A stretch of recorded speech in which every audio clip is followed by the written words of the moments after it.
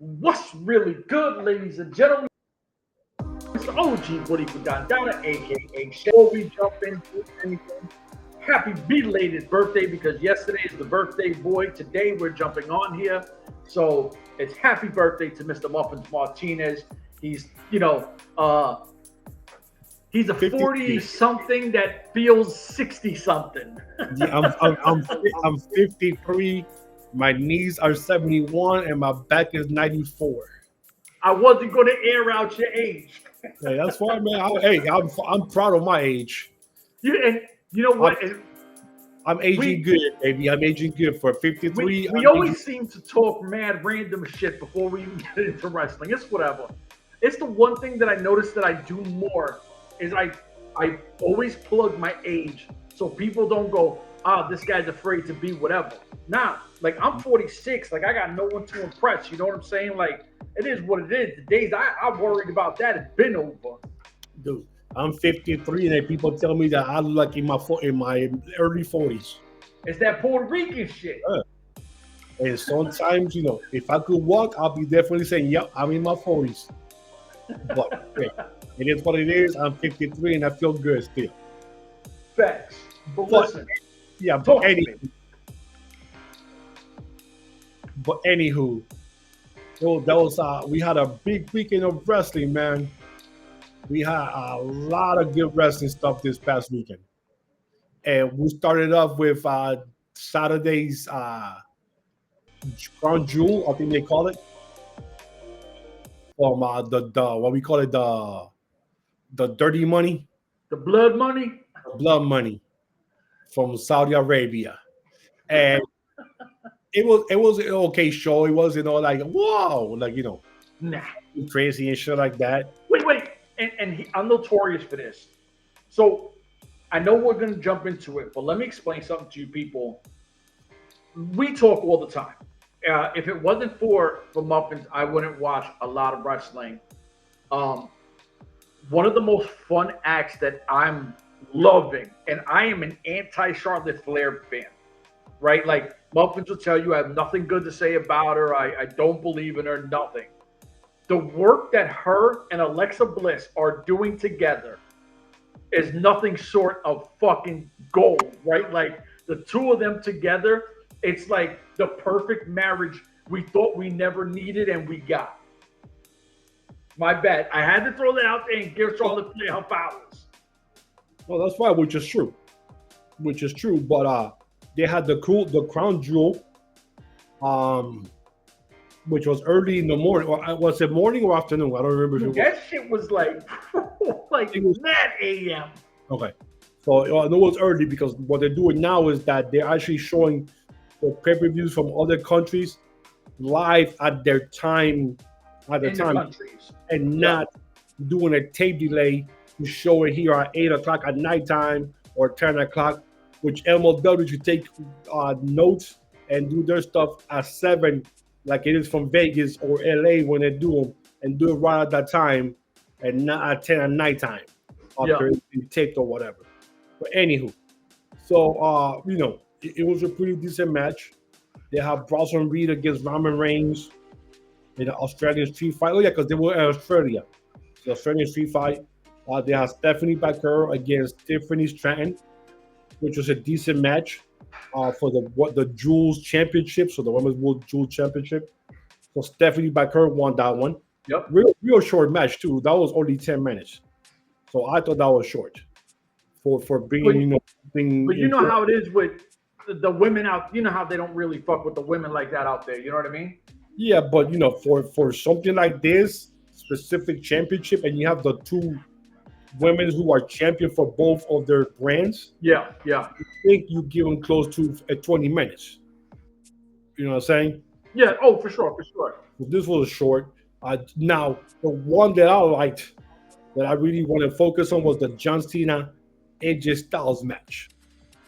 Now, that one, classic match. I love it when John Cena gave the announcer a note so that she could introduce AJ Styles a specific way, and how he said he was Mr. Total Nonstop Action. Yup. he referenced to TNA because, as we know, and I don't care what anybody says, and they can start with their mama. AJ Styles is Mr. TNA. He built TNA. So let's cut this shit. He's there on the Rushmore with Storm and Bobby Roode, and who else was there that built that place? Take a look. We got the episode. Who? We did the Mount. I mean, it's obviously somewhere deep, but we did a Mount Rushmore of TNA. Yeah. What I will say, AJ Styles, Storm, who was the guy you mentioned? Bobby Roode. And I'll have to say someone that came little years later, Kurt Angle. Oh, because when Kurt Angle came in, he took that company to that next step, and Kurt Angle have his best matches in TNA. See, I'm okay. You're right. You're 100% right. And it's a shame that WWE cannot show those matches because it belongs to TNA and all that distribution shit, which leads me to believe another reason why WWE will buy TNA is because they get that library, and then they're able to show AJ Styles matches from the beginning till now, Kurt Angle stuff, Biz, pretty much anybody who works there could show their matches from TNA. Now, before you even go anywhere, would you say it's debatable? Now, Kurt Angle was incredible, won every belt at one point. Yeah. But would you say it's debatable if you want to slide in EY or Samoa Joe? I was thinking of EY. I was thinking of Samoa Joe, but I think Kurt Angle had a bigger run, and for being less time there, because Eric Young has been there for a couple of cup of coffees in WWE. Yeah, Samoa Joe has left a couple of times, but when Kurt Angle came in, bro, he elevated TNA, and those matches that he had with AJ Styles, Christopher Daniels, those matches were crazy. That dude, and they say those Perk Angle. They call it Perk Angle years. But I think he was clean or getting clean by that time when he came to TNA, I think. I hope. And I got one story, and it's a quick one. We'll go into the next thing. The first day I just moved up Claremont to Impact. The Impact tapings. I walk in, it's Eric Young. I'm walking into mid-match, right? So I'm like, oh shit, Kurt Angle, Eric Young. I'm standing right by the railing, and I'm like, whoop his ass over here. Kurt Angle looks, takes Eric Young, throws him into the railing. He goes, huh? I'm like, oh god damn. Eric Young looks, he goes, oh, ask him to do that. And I'm like, why'd you do that? And they're like, yeah. He's like, yeah, I got him. I'm like, oh, these dudes are fucking nuts. Yeah. So that match, so that's what I will say about the Rushmore, but that's for a different day, I guess. Yeah. But that match was unbelievable. That match was crazy, especially when John Cena did the tombstone in reference to Undertaker, and then hits him with the AA or whatever to beat him. When a wrestler does that and does somebody else's move to give them, homage to them, it kind of brings to mind we're never going to see that again. We're never going to see the Undertaker again. No. We're not going to see Kane again. We're not going to see Shawn Michaels, Triple H, all those guys wrestle again because that's our time is past. And this is where I was. Oh, go ahead. We got spoiled, right? Like we got spoiled when we got to see the.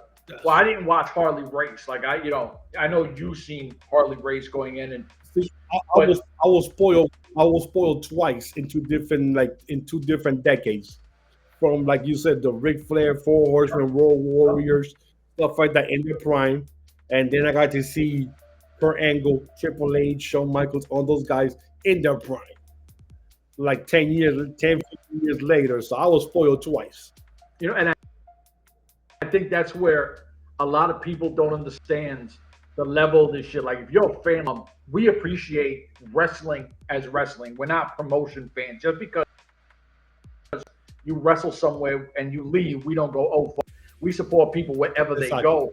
Now, I was going to ask you because... Well, I do that in sports. Once they leave, screw you off. I don't care. You left. I was going to ask you because... wrestling, I follow them in wrestling.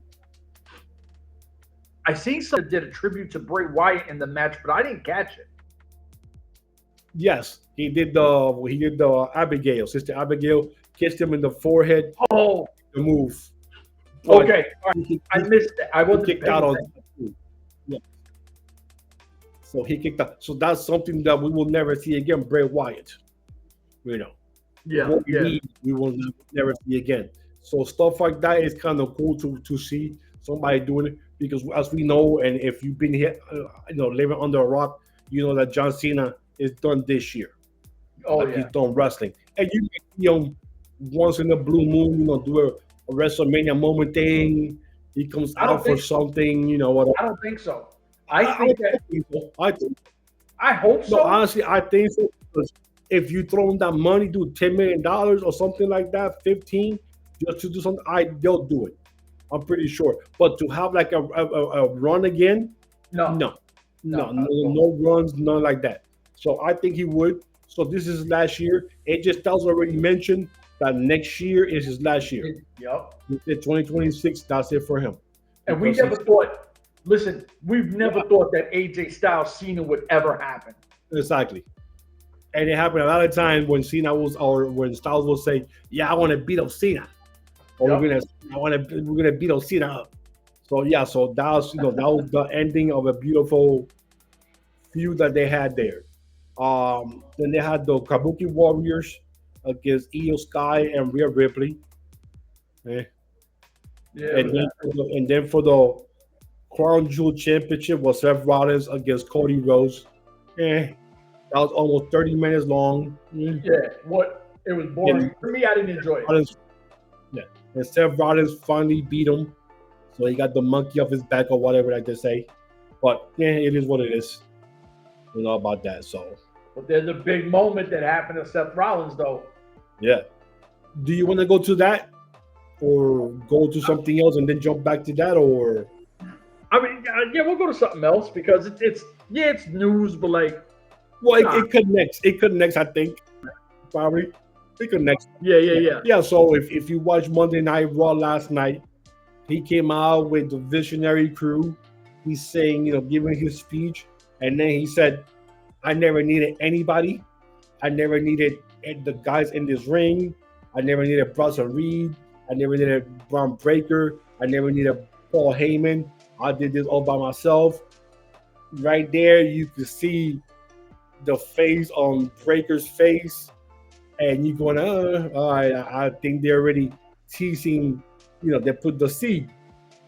Later on that night, towards the end, we see the seed, just the plant got rooted around out of the soil, because I didn't expect that turn to happen that fast. And I didn't expect it to happen. So if you didn't see it, Braun Breaker speared the shit out of Rollins, got up, both of them, Bronson Reed and Heyman, I looked at him in disbelief.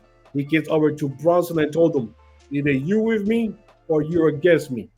And he quickly got at Rollins, gave him the tsunami, told the same thing to Heyman, and then Heyman raised both of their hands. So it looks like now the Visionary is leaderless, and now they're going to a different avenue. Now, I heard 3 rumors. Yeah. I heard of the reason why this happened. Rumor 1, supposedly, which is true, Rollins messed up his shoulder. Okay. The match with Cody Rhodes, when he did that coast to coast. Yeah. And he landed like face down thing. I think right there, his left shoulder, right there, what you can see, he messed it up right there with that move. So and he got ran out because it was going to be something bad with the shoulder happened. Yeah. So that's the reason why the beatdown happened. 2, Netflix wanted Rollins to be a face instead of being a heel. Okay. And go up against the visionary guys or whatever in the future. So I don't know if Netflix paying TKO that much money to have them on their brand of Netflix. Do they have some type of what's the word? Leverage, power or influence over them to say, yeah, we want to go this way, and then it makes you think, does a streaming service have that much power to tell you to change your stuff? No way. You know what I'm saying? If they do, that's crazy, because who in Netflix would understand the wrestling business? Well, they purchased it or they did a deal, so I'm pretty sure somebody there must know how much wrestling is important. Yeah, but I mean, bro, if you attach the WWE brand to anything, yeah, and it's making Netflix money. Oh yeah, it's bringing people in. So I don't know. That was another rumor that I heard. Now, Braun Breaker is the son of Scott Steiner. Yes. Yep. Would you be opposed to him starting an NWO?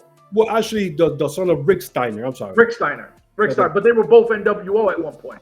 Well, no. Scott Steiner was the uncle, and he was NWO. Rick Steiner was never NWO.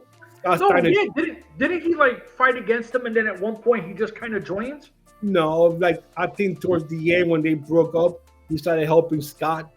Okay. He was already out of NWO thing at that time, and then Rick was hanging out with Sid Vicious and stuff like that, and they had like their own little shit going on there. Yeah, so yeah.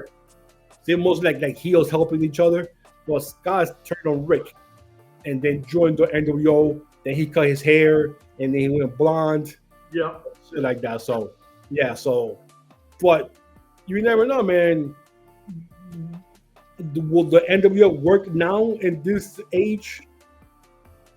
You know it's my shit. Yeah, I know, but I mean, 20 years ago, they tried the NWO before in WWE and that shit failed miserably. Oh, it was terrible. Yeah, so I think some things are left good to be just let them die, just leave them there.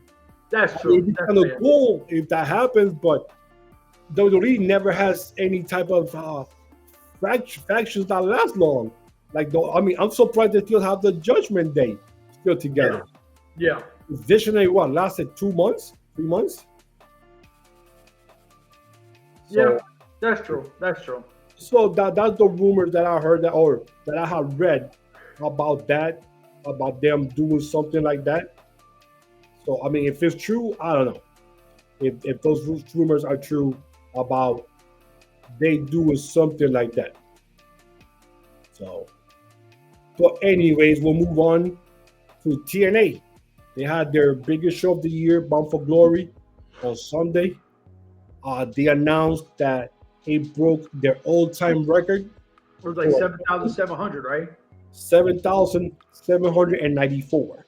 94. Okay. Was the record, and that broke the record earlier from this year. I want to say Slammiversary, which was 7,300 and something.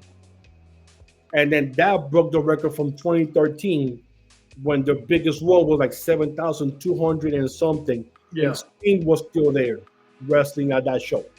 And that was like the biggest one they had. And then from there, that's when they started kind of, and Hogan came in, and then we know what happened after that. Yeah. So this was the biggest show of the year, 7,794. Dude, you can go wrong with this.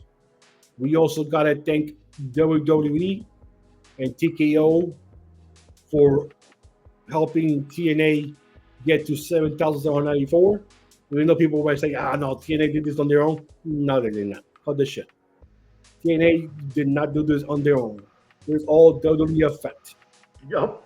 And I'm glad that they actually kept it to TNA wrestlers except something happened in between the night. The only thing that I was disappointed about this, I'm disappointed not at TNA, but I'm disappointed at the fans. At the what? At the fans. The fans? The fans. I'm disappointed at the fans, and I'm actually kind of upset and mad at the fans because they had the inductions to the TNA, Oh yeah. and that shit was half empty. This is important. This is a momentous occasion for the people that were inducted into the TNA Hall of Fame. Oh wait, before you even go in, let me just talk about the two women who love them, hate them, however you feel about them, the beautiful people. Let me just explain something to people who think that the women's revolution started in WWE. It did not. Oh, they even said the speech. Even I saw the one that were not Velvet, but Ajia Love talked about that. Yeah, they gave the dates, or not her. Frankie Casare's wife. Oh, something Brooks. Yes, Tracy Brooks. Tracy Brooks. And she broke it down, period, year by year, like that. And I'm thinking to myself, dude, if you're a wrestling fan and you don't see what she just said and gave you the year by year of who was there and when this started, then you still don't believe that TNA started the revolution. The thing is, when everybody was gassed up with WWE, when you had like Trish Stratus and Lita in bra and panty matches, all right, they're good-looking women, right? You had Molly Holly, who had a nice body on her too. So you had a lot of these girls who were doing like stupid mud matches, pillow fights. You had Gail Kim, Awesome Kong, Angelina Love, Victoria, who I forgot her name in WWE, but she had the spider in TNA, who was fucking incredible. She comes in, she's beating people up, unmatched on a fucking motorcycle. You had the girl who, oh my God, she was European. She was super dope. These women were having fucking serious bangers the whole time. It wasn't a bra and panties thing. They were having legit matches. But and then I remember one of the matches that I was shocked was when they put the 4 things on, and I guess you win a tag team or a championship match, and then the last person that lost will get her head shaved. Yeah, and I was shocked because I'm thinking, yo, somebody actually gonna lose their hair? I'm like, everyone's gonna lose their hair on the ring, and this is before Molly Holly shit. Yeah. It is, and it happened to be Roxy LeBeau, thing, and she literally got her head shaved in the ring, and she had long hair, and I was shocked. I was, oh my God, they actually shaved a female's head, or a female actually gave up their hair, or I agreed to this. You know what I'm saying? Well, somebody's got. That happened. So, even at some point, you had Billy Gunn join the Beautiful People, right? Like, there were so many things that came about. And I forgot about that too. I forgot about that. You know what I mean? And the legacy that these girls did. And I'm telling you right now, the game is not the same without that. No. They charge for everybody. And the only reason why we're getting all these phenomenal people like the Stephanie Bacors and everybody else is tribute to that, because they gave them time. TNA and I hate when they keep saying, well, yeah, those like you mentioned, Stephanie Bacor and other people, and they will say the same thing. Oh yeah, I grew up watching Trish Stratus and this and this and this. But shit, I'm pretty sure you were able to get TNA wherever you're from. Yeah. You tell me you never turned the channel and saw any other girls, beautiful people. So the beautiful people never influenced you in any way. Bro, look at the demographic, right? Like, Winter was a beautiful, good-looking European woman who had a very strong style of wrestling. You had Awesome Kong, a big lady who was a physical brute. You had the beautiful people who were supposed to look like kind of like sexy strippers. You know what I mean? Like, they were the mean girls. They were the mean girls. They were exactly. They were the mean girls. And then to me, you have arguably the greatest woman wrestler of all time in Gail Kim, right? And then even the transformation, because remember, what's her name? She had the song, the Booty Booty Booty. She was a wrestler, like she was a referee, and then she became a wrestler. Oh shit! Oh man, I think her name. She was in the Aces and Eights as well. Brooke. Brooke, Brooke Brooke, something. Brooke Tessmacher. Brooke Tessmacher, right? So you had all these amazing girls who just kept coming up. We've seen, and unfortunately, the injury slowed her down. Was Rosemary, right? There were so many women that were given time. Deanna Barrazu, And Daphne. Daphne, shit. Right. Like there's just so many. Even the Puerto Rican girl who was the Well, we have the girl that's married to Alistair Black, Selena Vega. Oh, I mean Thea Trinidad. How do we not go with 5150 LAX? And the Dark Angel were the tag team. Yeah. Rosita and somebody else. I forgot what the other girl's name was. And that shows you the level of creativity where it wasn't just, here goes 3 minutes, go have a match and that's that. No, you go entertain the fans and showcase.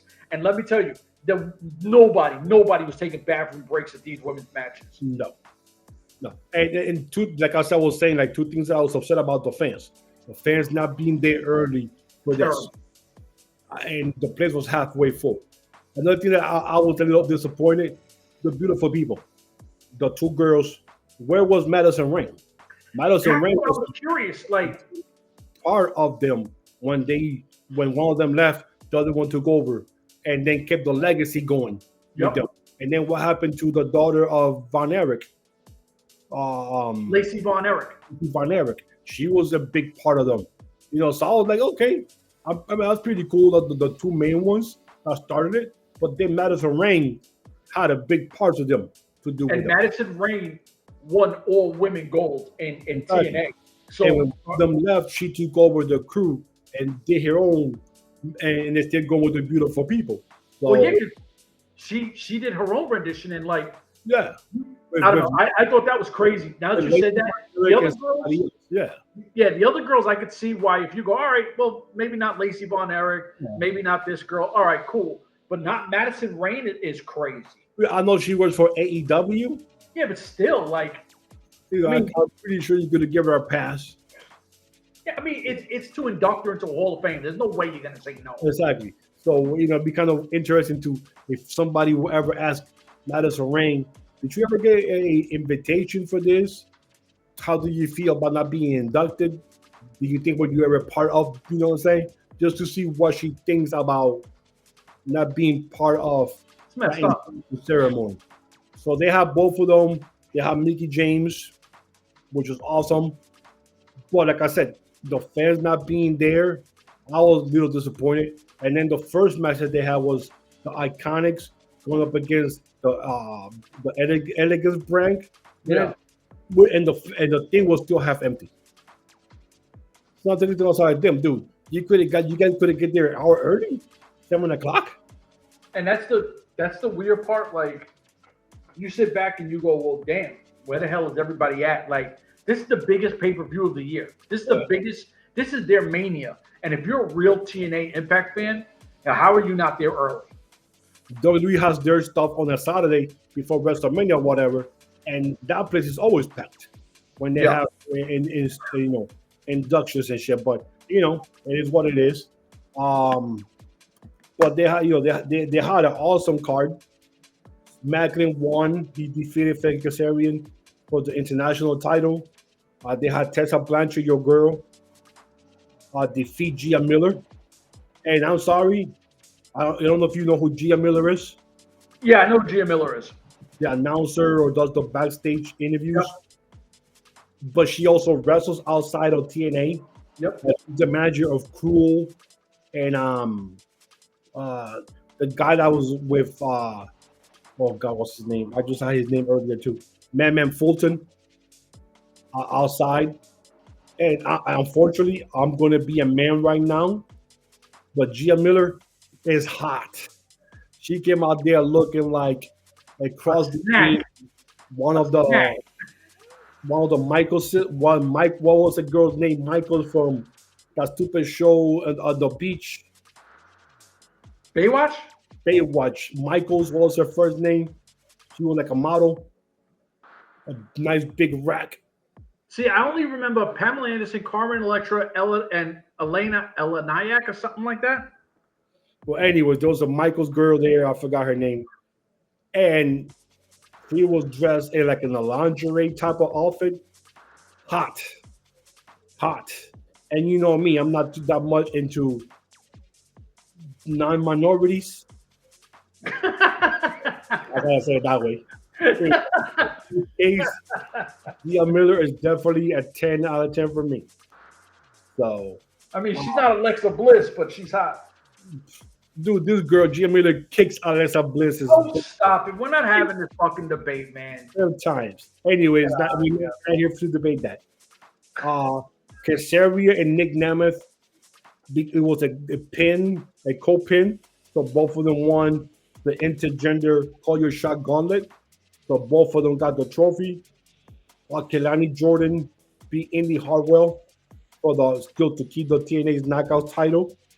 The System beat the Order 4 in a 10-person intergender hardcore war. And that match was crazy as hell. And this girl who I never give her props. I think she's, listen, I say this all the time. Eddie Edwards' wife is one of the sweetest, nicest people I've ever met in this industry, you know. And I've always said I don't think she's a great wrestler, but you know she's an amazing human being. Yes. The impact that she took into those fucking tags. Oh my God. Let me tell you something. That's next level shit. Right on her back. Oh, dude. I got man. Oh, damn. I can't do those type of matches. I was like, man, I won't be able to sleep for a couple of days. We must be sleeping face up. I think the best match of the night, which was messed up towards the end, was the Leon Slater, Devon Evans match. Yep. With Mr. Bouncy. That match was athletic, aerial, fast paced. It was crazy. Yeah. Then to have it end with Dark State coming out and beating them up, I thought that was kind of messed up. I mean, I would have liked a DQ or something to at least exactly. Protect both parties. But and then I also read that supposedly WWE had a lot of influence on the match, so they were the ones who actually laid out the match. Okay. So they probably had an agent there and let them know. Yeah, this is what we want. So the match, the Hardy Boys versus Team 3D, 450-year-olds or 450-plus-year-old guys. One who always gets concussions. One that just had a stroke beginning of the year. One that's completely out of shape in Bully Ray. I mean, let's be honest. He's a clown. He's a fucking clown. And one that is just on its own little world in Jeff Hardy. I don't know what, you know. I don't know. Okay. Let me tag in real quick. So it's no disrespect to nobody because I'm not a big Hardy Boys fan and I definitely don't care about Team 3D, right? What they did for the industry with tables, ladders, and chairs, it'll never be done again. I don't care who does what. It's something that they pretty much invented, that style of match. We with Edge and Christian. Yeah, we respect all them guys, how they do it, but they're so out of the game that you couldn't tell me that you have younger guys that couldn't have took this opportunity to put on and fucking showcase them, but you give to these fucking dinosaurs and nobody cares that you took your fucking boots off and handed it to them. I don't care. Please don't wrestle again. That part, I got a question about that. Because does that mean Bully Ray's also retired, or he just retired as the Team 3D retired? And then he's going to pop up next week somewhere else wrestling? Oh, I hope not. You're fucking bully. That's what I was thinking. Did he retire from wrestling, period? Or he retired as Team 3D member, Bully Ray member of Team 3D? I hope I don't have a fucking. And he goes up at House of Glory in a month or somewhere else wrestling, and you gotta go, I thought this dude retired. You know what I'm saying? Well, it was cool. Listen, Spike Dudley was there. That was pretty cool. Yeah, that was cool. So that was my question towards the end. I mean, I mean, does anybody care? Like, does anybody care that Bully, Bubba, whatever, is still trying to be relevant? Like, yo, first off, and you watch NXT, right? I don't know if you watched that show, like it's like a Tough Enough or whatever, right? Like whatever he's on. Yeah, I haven't watched the episode yet, but yes, I know what you're talking Bro, about. I don't even watch that shit, but on my social media, he pops up and he's always acting like an asshole. Yeah. Like he's a fucking clown, yo. Yeah, but yeah. Then the main event, the biggest main event in TNA in a long time, was Mike Santana against Trick Williams. Now, before I go into the match, I will say one thing. I'm upset about something because all that happened there in the match, before the match, last week before the match, with Amazing Red talking to Santana, and then a week later, Santana doing a narration, and you see them talking, and you see all the members of LAX on the chairs in the back, and then you see the intro when he comes out, and Conan is out there in the fans with the Puerto Rican flag, and then he comes with him on the ring. All that there should have happened at Slammiversary when they were in New York. Oh, yeah. You fucking missed it. Popped.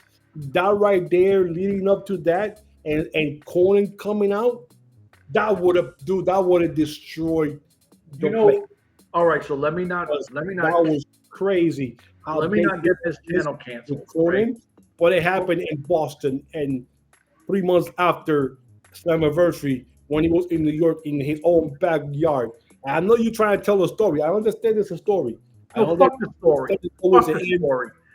So this is the problem. This is the problem when that was my issue. Okay, so when I understand that the guy who's running TNA right now is Hispanic. I do know that. Puerto Rican, half. Puerto Rican. I get that. And salute to him. But does he have any type of influence when it comes to NXT thing too? You know what I'm saying? No, I'm only talking about the miss on Slammiversary to now, right? So just because you're Hispanic don't mean you understand the culture of inner city life, right? I don't know if he's from Puerto Rico, and I don't know where. I don't know where this guy's from. I don't even care. I think he mentioned that his mom was from Puerto Rico at that when he was born and stuff like that. Okay. When I saw that thing, and I was like, "Oh shit, this dude's mixed. He's Puerto Rican." So my thing is there's a certain culture that Santana represents, and it is a definitely hood culture. Yes. Here's a guy who fucked around and paid his time because he got locked up and did what he had to do, cleaned his shit the fuck up, and became a wrestler. And we know the story as to what we're going to talk about in a few seconds. When you see his intros, because you send them to me, when he walks out in House of Glory, it's like fucking little Puerto Rico. And I don't care where it's being filmed. Everywhere he goes seems the fucking Puerto Rico follows him. It's kind of like Conor McGregor. Everywhere McGregor goes, for some reason, they find all the Irishmen, right? Yes. Everywhere Santana goes, you find all the Latinos. So missing the mark and not doing that in New York City, in his home, it's a miss. Do I love Conan being there? Absolutely, because Conan bring him in, right? This is the LAX that we seen together when we weren't even podcasting, right? I think at that time. He had came in and we were like, oh shit, right? Like, this is crazy. So you go full circle, you show the respect and everything. Match is phenomenal. But there was no way you weren't going to get that with Trick Williams, who we're super high on, and Santana, that we feel is the truth. I know you'll go into detail. What I want to say is we all know this shit is scripted. We all know that they knew the outcome before everyone else did, right? Of course. What's real to me in that whole situation is having that moment with his daughter, right? Yeah. She had that was huge. The jacket on, and you could just see it was, baby, this is how far we came. Yes. Right? Like, and she got to sit there and that moment will be forever. You could take him away from wrestling. that will forever be a moment because she got to live that moment with her father, and he got that validation that all my hard work is here. And the only person, and God bless the dead, I know he loved his father. Yes. You got to share that with your daughter, and she got to live and see all your struggles and all your downfalls and went through your injury and how it didn't work in AEW. And now we circle the wagon, and I'm in this ring. And he put the belt in front of her. Oh my! Look, bro, here's fucking standing up. Yeah, I had goosebumps when I saw that. Fucking incredible. But my thing was, this should have happened in New York Slammiversary show. Yep. What would have been even more amazing when Conan met him there, if Homicide, if Hernandez, if Ortiz, unfortunately, would have been there with them, because Ortiz and Monte are both AEW. Yeah. Issue with him and Ortiz. Could have had low key, though. Huh? Could have had low key. Yeah. If all those people from his past would have been there, the whole ALX family would have been there. Dude, Eddie Kingston, I would have been crazy right there. I would have got up, which I can barely stand up. I would have got up and ran to the house with a Puerto Rican flag. Woo! Puerto Boricua, Boricua, wepa. I would have been going crazy. So that was my only issue with when and where it happened. Because that whole thing was set up beautifully.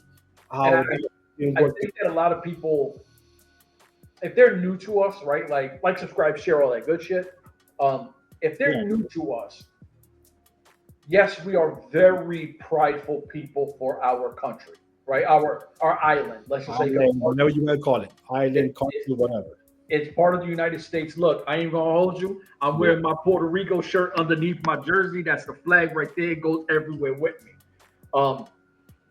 We fell in love with a company like TNA because TNA wasn't afraid to put belts on black and brown people, where other companies did not have that same respect for the work that whatever you want to consider them. You never gave them that kind of respect, and TNA, Impact Wrestling, did. It was easy to fall in love with it. So to have a Puerto Rican champ at the top. Oh, yes. Like, we were super excited. The first Puerto Rican champion in TNA history. Period. Yeah. Yeah. When we sat back here and we did your boy Punishment Martinez, Damian Priest. When Damian Priest won the belt, now we had a lot of jokes because, he was a big Yankee fan and all that. But outside of that, we got to see our people at the top.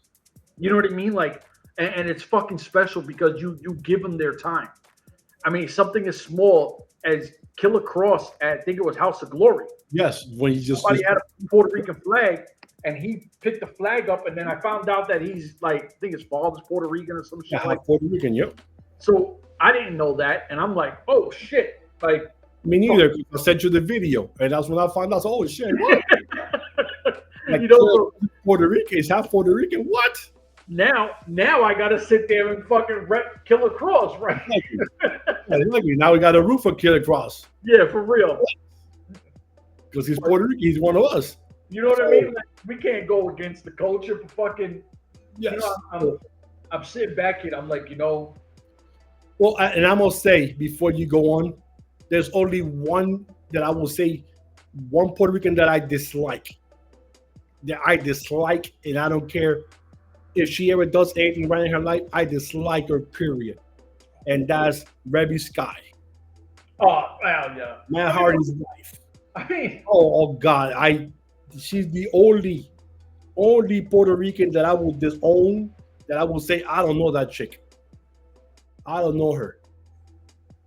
And I mean, when all the shit went down with TNA, when they were and she was all destroying TNA, the bird, everything. I was just like, man, can someone go to her house and shut off the Wi-Fi and just block the Wi-Fi in her area so that way she don't tweet out anything? Because she just went crazy for a while with the cursing It's one thing if you dislike something, say professionally. Yeah. Say it. I don't like this. I'm upset with this because of this happened. I'll leave it at that, and you move on. This Yeah. chick was every day, non-stop dropping f bombs. F this.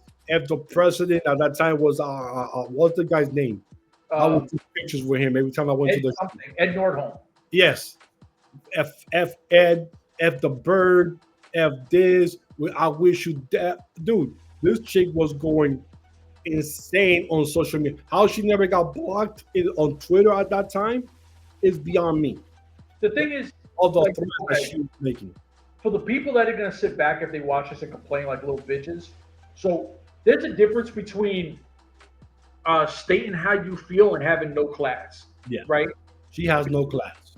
Use no class at all, because there's ways of doing things, especially when your husband, as much as I've never been a fan of Matt Hardy, is arguably one of the greatest tag teams of all time. He's part of, listen, like the Hardy Boys or not, they're wrestling royalty. Yes. So you don't make, you do him no favors by acting the way you do. And she's never been good enough as a wrestler to ever stay around that. And from what I heard, and I'm not trying to throw her business out there, but I heard that giant tattoo, the New York Giants tattoo on her ankle was earned. Let's just say that. Yes. But we'll leave that at that. The other news that were said after the TNA show, a lot of the talent were told that a TV deal is like 95% done. Yeah. Just 5% waiting for something else to do, but it's completely officially going to happen. They're just waiting on some paper to dry, some whiteout to dry or whatever, and it's going to be mentioned. So it's definitely going to happen. So that's awesome, good news. I think I'll have it probably for right before the new year, like December. We'll hear about it. Yeah, I was surprised that it didn't happen now, because imagine if that would have been announced during the broadcast of Bound for Glory. Yeah, but I think going into the new year, I think it's a fresh start, and yeah, I think it's a smart play. Yeah, but you would have told them, you had Chris Bebe when he came out, he announced the attendance. Yeah, he would have said something else too. And a classy part of TNA for still having on the contract Chris Bebe that is still getting, and he's getting better. I do not want him back in wrestling ever again. No. I want him to be 100% better, doing his thing, living his life with no issues. Yeah. Like back to normal, working, do whatever he wants to do, but never back in wrestling. I don't want to see him in wrestling again. Yeah, be an agent, be Exactly. back, like do something, but don't risk it. Yes, work in the back. So that's the good news out of TNA. And I guess my last news that I have is MLW news, and this is gonna make Chef happy. Also, it was announced that Kurt Bauer stayed in LA for a couple of days after the last show they had that was live, and he's was having meetings with production companies and streaming services. And the production company is huge, because that means that they're definitely working on a weekly show to come back on a weekly basis. And to Chef, that's Chef's big dream, his wish is that. Mine too, is that they have a weekly show every week, an hour, whatever, if it's going to be on BN Sports on YouTube, 40 to 45 minutes. But that brings hope to fans like us who are MLW fans, because of what they've done for the minority culture. And we're going to keep saying it, and we're going to keep beating this to death. We are all about the minority culture, not just Latinos, not just Puerto Ricans, Blacks, Asians, Egyptians, whatever, Africans. I don't care. Insert everyone. Insert every minority, non-white. Yeah. Say that. But we don't even listen. Before people get it fucked up, we don't hate on them neither because we got mad love for them. We interview, they give us some of our coolest interviews. They show love, but the industry has always been very driven to them. Yes. So just thank you, Chef, for saying that, because I don't want people misconstrue like Jorge racist. No, I'm not. I just was raised in a time where everything was the same color, and you had different color wrestlers, and they were always on the bottom of the cards. Yeah, never mid cards, and then you saw the industry changing, and then 40 years later, MLW comes along, and black champions, Latinos, every other type of race, females. Yep. Holy shit, this is awesome. And that's the reason why I love MLW, because it is very vast on the roster.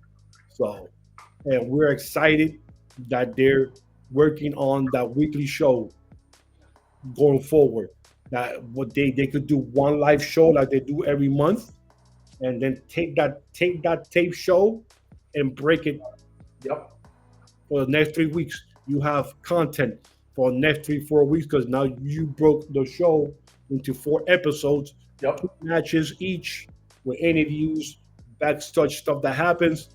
Dude, we can come back to this every damn week because we have shit to talk about. Exactly. Right now, we're already jumping on when we have things to talk about. And the last RAS stuff that I saw on our audio was September 9th or whatever. And then the last show we did 2 weeks ago. So that was a big gap. I'm thinking like, what shit? We don't have nothing to talk about. So where are we going to post? Everybody talks about the same shit. They're WWE or AEW driven. Yeah. See, and that's the thing, like, we talk everything up there. NWA is on some bullshit right now that I'm like, whatever. Yeah, I mean, it's rough, but like, I think with the show MLW had was a solid show. We were both like, oh, all right, this is pretty good. You know what I mean? Like, had some highs, had some whatever.